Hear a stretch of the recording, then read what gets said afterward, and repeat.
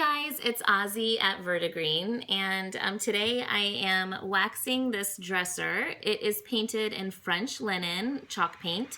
It's a really beautiful grayish color, so it's not too gray, not too beige.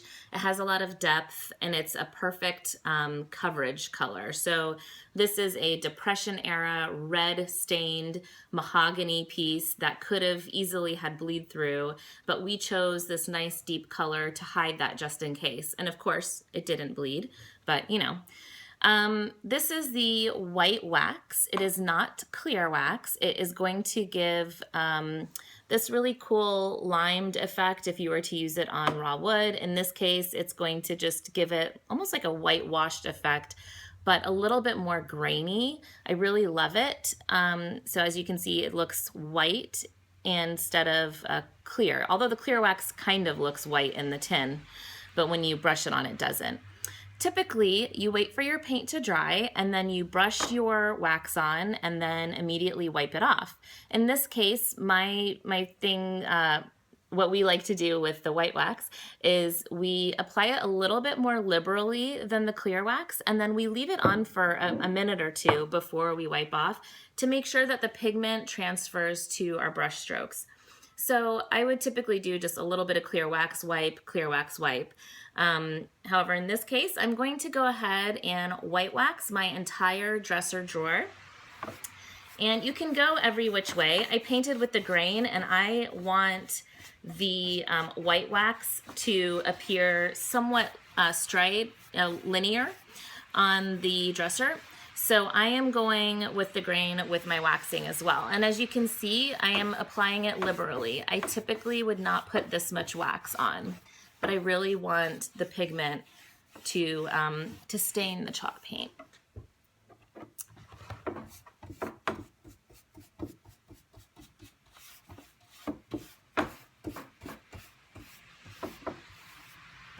And once you have it all applied, you're just gonna let it rest for a minute.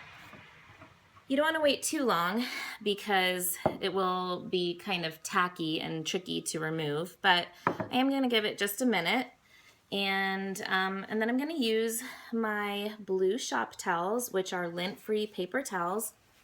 I'm going to fold it so I have a section at a time, and I'm going to wipe this off. You're going to see that because it's so heavily applied, I'm going to be doing more wiping than I typically would, but I'm still not going to buff it because I'm not trying to shine it. I just want it to be dry to the touch. So I feel like over here where I began, it's already sat long enough. So I'm just going to start wiping it off with the grain. With this technique, because I liberally applied the wax, I am going to flip my shop towel over often to make sure that I have a fresh, dry section.